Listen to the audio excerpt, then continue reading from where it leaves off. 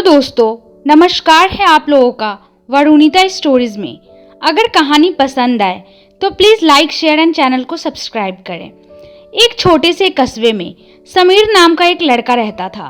बचपन में ही पिता की मृत्यु हो जाने के कारण परिवार की आर्थिक स्थिति बड़ी दयनीय थी। समीर की माँ कुछ पढ़ी लिखी जरूर थी, लेकिन उतना पढ़ाई से नौकरी कहाँ मिलने वाली थी।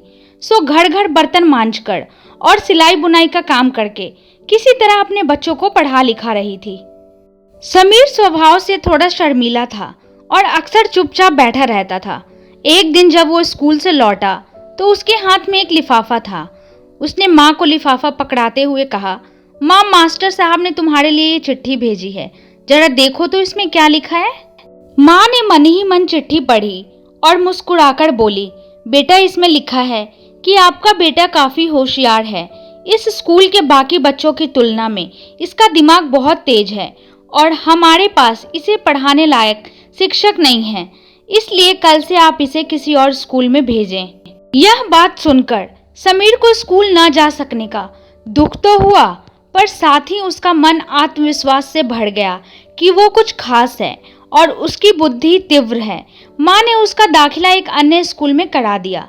समय बीतने लगा। समीर ने खूब मेहनत से पढ़ाई की। आगे चलकर उसने सिविल सर्विसेज परीक्षा की भी पास की और आईएएस ऑफिसर बन गया। समीर की माँ अब बूढ़ी हो चुकी थी और कई दिनों से बीमार भी चल रही थी और एक दिन अचानक उनकी मृत्यु हो गई। समीर के लिए यह बहुत बड़ा आघात था। वह बिलख बिलख कर रो पड़ा।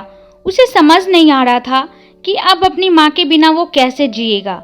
रोते रोते ही उसने माँ की पुरानी अलमारी खोली और हाथ में उनकी माला, चश्मा और अन्य वस्तुएं लेकर चूमने लगा। उस अलमारी में समीर के पुराने खिलौने और बचपन के कपड़े तक संभाल कर रखे हुए थे।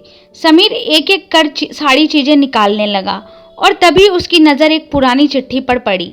दरअसल ये वही चिट्ठी थी जो मास्टर साहब ने उसे 18 साल पहले दी थी। नम आंखों से समीर उसे पढ़ने लगा। आदरणीय अभिभावक, आपको बताते हुए हमें अफसोस हो रहा है कि आपका बेटा समीर पढ़ाई में बेहद कमजोर है और खेल कूद में भी भाग नहीं लेता है। जान पड़ता है कि उम्र के हिसाब से समीर की बुद्धि विकसित नहीं हो पाई है, अतः हम इसे अपने विद्यालय में पढ़ाने में असमर्थ हैं। आपसे निवेदन है कि समीर का दाखिला किसी मंद बुद्धि विद्यालय में कराएं अथवा खुद घर पर रखकर इसे पढ़ाएं। सादर प्रिंसिपल। समीर जानता था कि भले अब उसकी माँ इस दुनिया में नहीं रही, पर वो जहाँ भी रहे उनकी ममता, उनका आशीर्वाद सदा उस पर बना रहेगा। भगवान सभी जगह नहीं हो सकते, इसीलिए उसने माएँ बनाई। माँ से बढ़कर त्याग और तपस्या की मूर्त भला और कौन हो सकता है।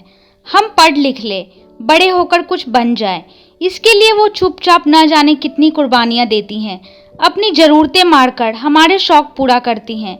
यहाँ तक कि संतान बुरा व्यवहार करे तो भी माँ उसका भला ही सोचती है। सचमुच माँ जैसा कोई नहीं हो सकता। तो दोस्तों, आई होप कि आप लोगों को यह कहानी पसंद आई होगी। माँ की ममता सबसे अनमोल है, माँ जैसा कोई नहीं है। अभी बीते दिन मदर्स डे मनाया है सभी लोगों ने, तो मैंने सोचा क्यों न एक मदर्स डे पे हम कहानी आप लोगों के साथ शेयर करें जो आपको शायद पसंद आए। अगर पसंद आया होगा तो प्लीज़ कमेंट करना, शेयर करना और चैनल को सब्सक्राइब करना, वीडियो को लाइक करना और आगे भी ऐसी ऐसी कहानियाँ सुनने के लिए हमारे चैनल को सब्सक्राइब करें। जब तक के लिए आप लोग भले चंगे रहिए, स्वस्थ रहिए, मस्त रहिए। Bye bye, take care.